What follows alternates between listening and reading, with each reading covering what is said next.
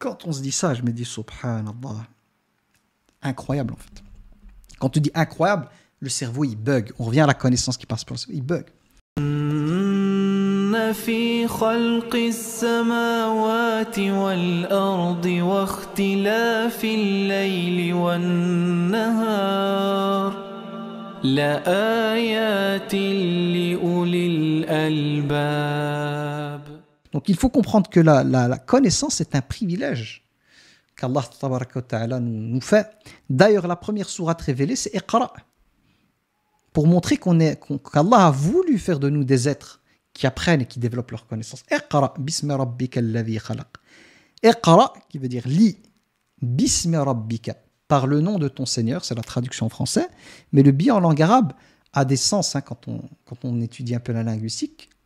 Parmi les sens qu'il a, donc il a des sens multiples, il y a ilsaq, collé, bismi rabbik, donc c'est lis, avec, de manière collée, le nom de ton Seigneur. Donc il y a toujours cette connexion chez nous les musulmans où la connaissance elle est au service de ma proximité, comme c'est collé avec Allah subhanahu wa ta'ala. Et moi c'est ça mon kiff. Aujourd'hui j'aime apprendre. Il y a une époque quand j'étais à l'école, j'avais perdu le goût de l'apprentissage parce que la connaissance n'était pas connectée à ma spiritualité. Elle n'était pas connectée à ma mission de vie. Et je rappelle que pour nous les musulmans, notre mission de vie c'est d'apprendre à connaître Allah, de l'adorer, de le vénérer. Et ça passe par toutes ces connaissances. J'avais pas le goût. Mais aujourd'hui, je suis un affamé. Je vois que je suis un affamé. Parce que chaque fois que j'apprends quelque chose, je suis ébloui, je suis surpris, je suis intrigué, je suis émerveillé. Et vraiment, c'est le terme que j'ai envie de dire. Je suis vraiment comme un enfant qui rentre dans un magasin géant avec plein de jeux. Chaque fois que je fais un nouveau jeu ou un parc d'attractions, si vous voulez, je suis émerveillé. C'est pareil avec la connaissance. Mais qu'est-ce qui crée cet émerveillement? C'est parce que c'est lié à des valeurs profondes chez moi, qu'on retrouve chez vous. Et je me rends compte de la grâce divine là-dedans, que c'est un cadeau d'Allah tabaraka wa ta'ala. Donc le prophète, alayhi salam, ça commence avec Iqra, mais il ne savait pas lire. Donc la réponse était Ma ana biqari. Je ne sais pas lire. Pourtant, l'impératif Iqra est répété 2 fois, 3 fois. Et là, on pourrait, en termes d'hypothèse, se dire pourquoi lui dire lire alors qu'il ne sait pas lire? C'est peut-être qu'il n'a pas compris le sens de la lecture. Que quand Jibril, alayhi salam, l'hypothèse qu'on peut émettre, c'est que lui, il comprenait Iqra, c'est lire des livres et tout. Et que c'est comme si Jibril, en lui répétant, c'est comme s'il disait, c'est pas de ça que je te parle, en fait. En lui disant de nouveau, Iqra, c'est pas de cette lecture que je te parle. C'est une autre lecture. Une autre lecture, pardon. Et le prophète dit comme ça, Ma nabi qari, je sais pas. Iqra, c'est l'impératif. Lis. Et moi, c'est comme ça que je le comprends, parce que le prophète, alayhi salam, de son vivant, jusqu'à sa mort, il n'a jamais appris à lire et il ne savait pas lire. Mais pourtant, c'est la personne sur terre qui avait le plus de connaissances. Et quand on parle de ilm, c'est la vraie connaissance. C'est-à-dire toute connaissance qui n'est pas fondée sur des preuves et sur des faits réels n'est pas considérée comme réellement un ilm. C'est ça que vous devez comprendre. Parce que vous pourriez dire, ouais, mais il y a des personnes aujourd'hui qui accumulent des connaissances importantes. Est-ce que tu es sûr, Abou Bakr, que vraiment le prophète, alayhi salam, c'est lui qui avait le plus de connaissances? Oui, à condition qu'on se mette d'accord qu'est-ce qu'on entend par connaissance.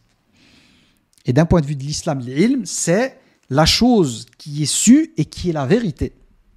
Toute chose accumulée qui n'est pas vraie n'est pas considérée en islam comme un ilm. C'est considéré comme du vent. Donc il y a beaucoup de vent. Il y a des gens qui connaissent beaucoup de choses, mais c'est que du vent. Et ils ont peut-être des connaissances dites encyclopédiques, mais pour l'islam, c'est que du vent. Pour Allah, c'est que du vent. Parce que la réelle connaissance, c'est celle qui est la vérité. Et il ne peut y avoir de vérité qu'à travers, pour nous les musulmans, en vérité à 100% et de manière absolue que dans la révélation. De nouveau, ça passe par qui? Par l'alim. C'est Allah tabaraka wa ta'ala. Toute connaissance qui est le produit de l'intelligence humaine, elle est faillible. Comme je l'ai expliqué tout à l'heure, on peut attribuer à l'être humain la connaissance, mais elle est faillible. Et on le voit, hein, que des théories qui existaient à une époque ont été contredites par d'autres. Même Freud, ici, la psychanalyse. Moi, j'avais regardé des vidéos à une époque sur la psychanalyse, des gens qui étaient à fond dedans et tout, qui ont démonté la psychanalyse. Pourtant, c'était des fervents défenseurs et qui ont montré plein d'incohérences, que même les études qu'a fait Freud, il a joué avec ses essais cliniques et tout.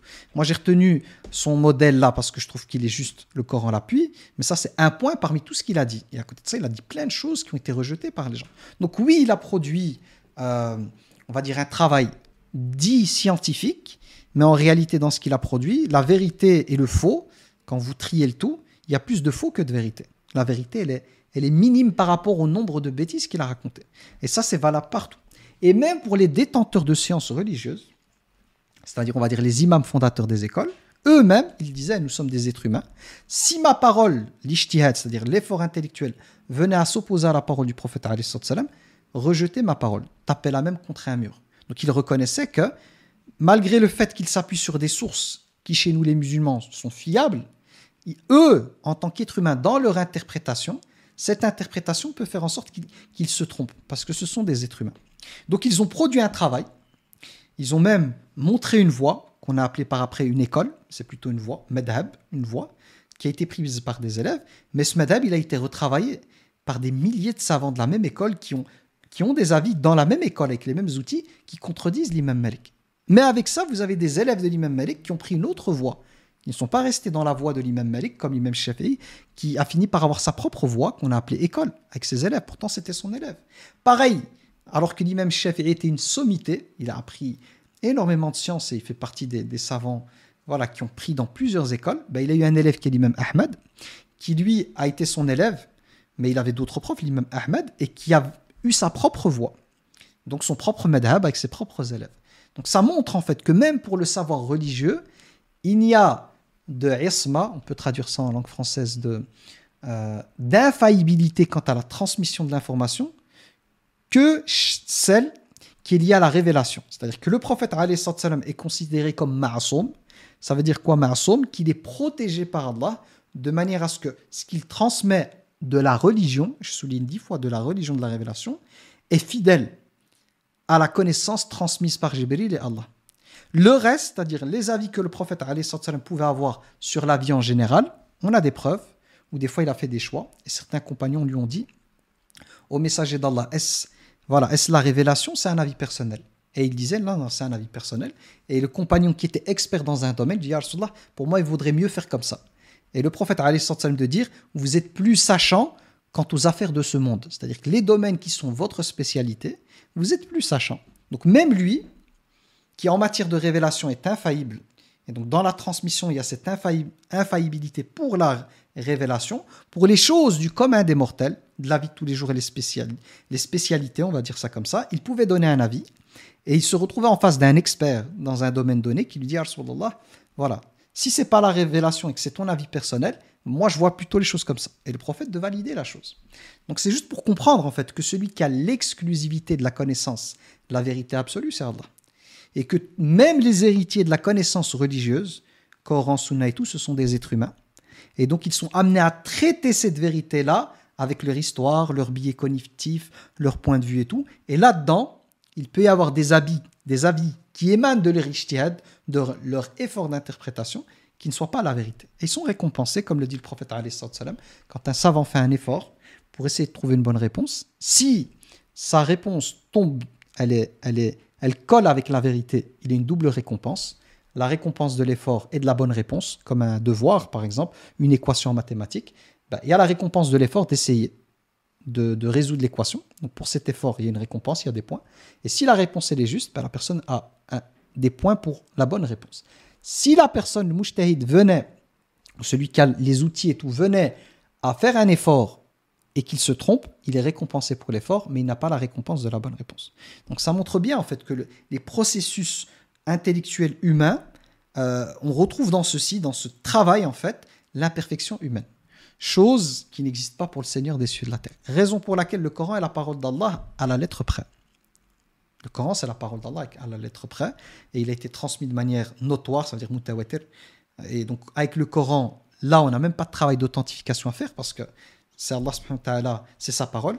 Et la question de ce qu'on appelle la sunna, c'est-à-dire la tradition du prophète alayhi salam, il y a tout un travail de vérification qui est fait par les experts. Ce qu'on appelle les sciences du hadith, ce sont les sciences dans lesquelles il y a tout un travail qui est fait pour, dans cette masse d'informations qui a été transmise, filtrer celle-ci au maximum pour retirer les choses dont on est sûr. Parce qu'il y a des hadiths déclarés comme étant faibles qui peuvent être des informations vraies. Mais comme il y a un doute, c'est la règle chez les savants du hadith qui font le tashih, donc l'authentification, s'il y a un doute, ils le classent plutôt dans le faible. Donc s'il y a un doute quant à son authenticité, ils le mettent dans le faible. Par contre, si le hadith, avec la chaîne de transmission et le contenu coche toutes les cases, alors là, ils vont le considérer comme sahih, qui veut dire authentique.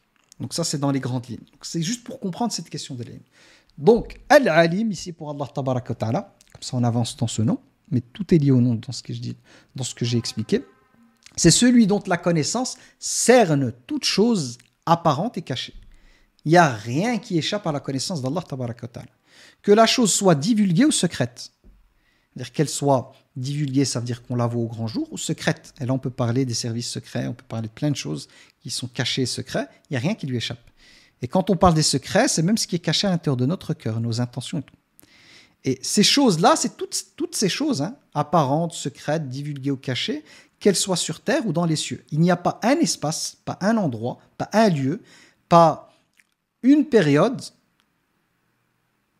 par rapport à laquelle ou sur laquelle Allah Tabaraka wa Ta'ala n'a pas un contrôle total quant à la connaissance. Il n'y a rien qui échappe à sa connaissance. Que la chose soit microscopique, et ce qu'il y a de plus petit, ou qu'elle soit macro. Au même moment, c'est-à-dire que cette connaissance et ce pouvoir divin, en fait, cette omniscience, on va l'appeler, donc cette connaissance absolue, elle est liée à quelque chose qui, pour Allah Tabaraka wa Ta'ala, c'est une chose permanente comme lui. Nous, la connaissance, il faut aller la chercher, la mobiliser. C'est-à-dire que dans mon cerveau, si vous me posez une question, dans ma tête, je mets une petite pause pour aller chercher dans un tiroir dans ma tête, dans ma mémoire, pour vous répondre. Ça, c'est le processus humain. Pour notre Seigneur, il n'y a pas tout ça. C'est une omniscience avec une science qui est permanente, en fait, qui n'est pas touchée par l'oubli, qui n'est pas touchée par le fait, comme chez nous, juste pour comprendre, d'aller dans des cases et puis de se la rappeler. Il n'y a pas de rappel pour Allah Tabaraka wa Ta'ala. Il n'a pas subhanah, lui, exempté est-il de toute imperfection, il n'y a pas besoin de rappel. Donc, il n'y a pas de question d'oubli, il n'y a rien qui est oublié.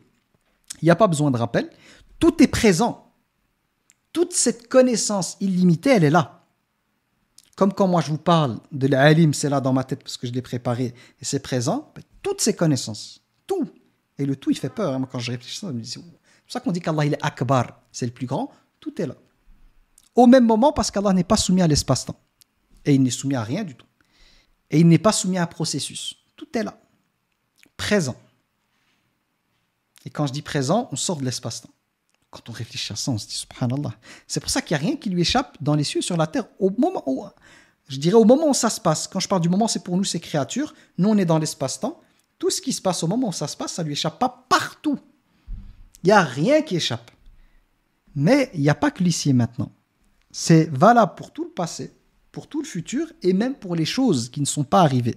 Si elles devaient arriver, Allah en a la connaissance dans toutes les ramifications possibles. C'est-à-dire toute situation peut amener à des millions, si pas des milliards de ramifications. Nous, on est sur une ligne du temps, ok, c'est juste pour comprendre, on est sur une ligne du temps, décrétée par Allah avec un début, et puis une fin, avec la fin du monde, paradis, enfer. C'est une ligne continue dans laquelle il y a des événements qui doivent arriver. Pour chaque millième de seconde, il y aurait pu avoir une autre ligne du temps, qu'on peut mettre parallèle ou quoi, avec des milliards de possibles. Pour chaque petite seconde, ça veut dire chaque seconde, elle va enfanter des milliards de lignes du temps possibles. Et vous avancez, chaque fois, c'est des milliards de millions. Tout ça aussi, toutes ces choses-là, qui ne font pas partie de la réalité, et qui n'ont pas été planifiées par Allah, qui n'ont pas été voulues, toutes ces probabilités, ces possibilités-là, font partie de la connaissance d'Allah. Donc, quand on se dit ça, je me dis, subhanallah, incroyable en fait. Quand tu dis incroyable, le cerveau, il bug. On revient à la connaissance qui passe par le cerveau, il bug. Donc, je répète pour que vous compreniez, on est sur une ligne du temps, ce qu'on appelle la prédestinée.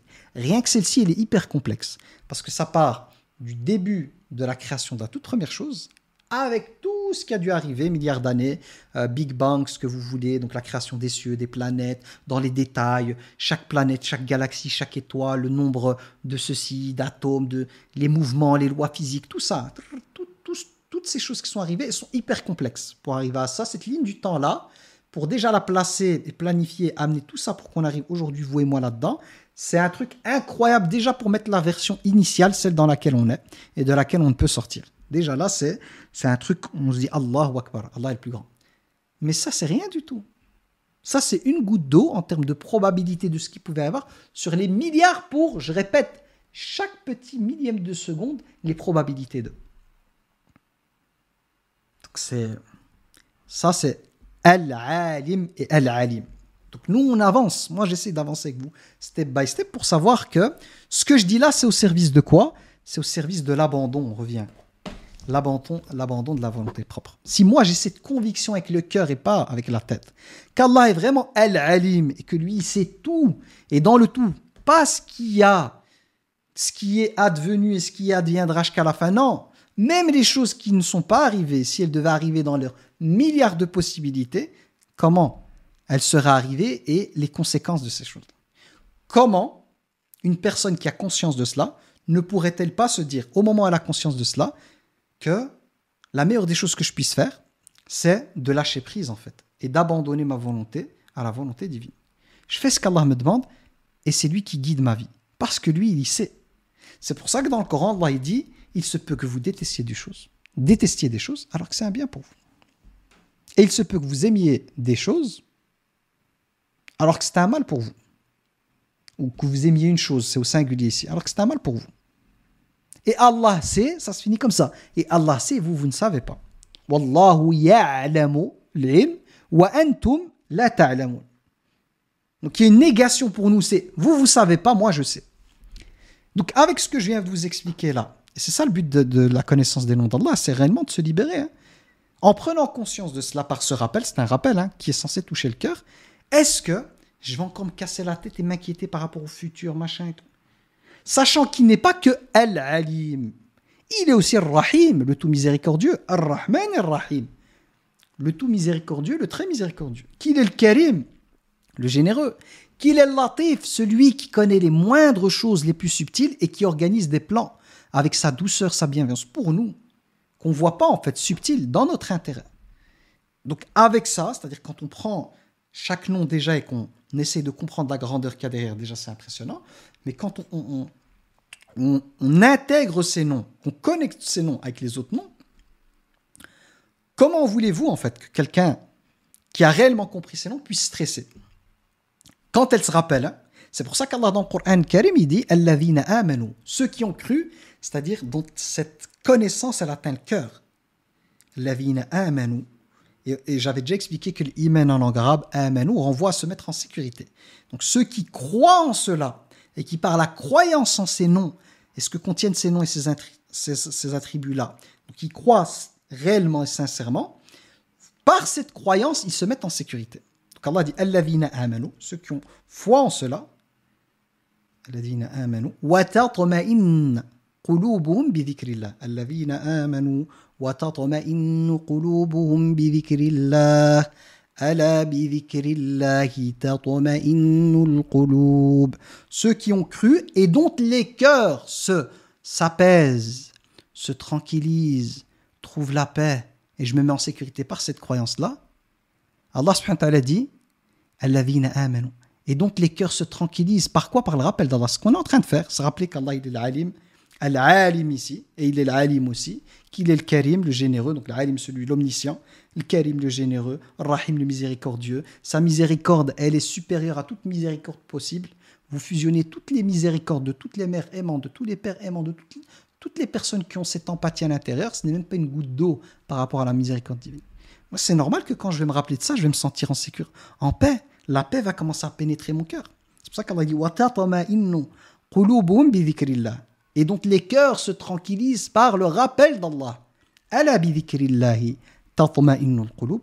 N'est-ce pas par le rappel d'Allah, ce que je suis en train de faire avec vous, que les cœurs se tranquillisent?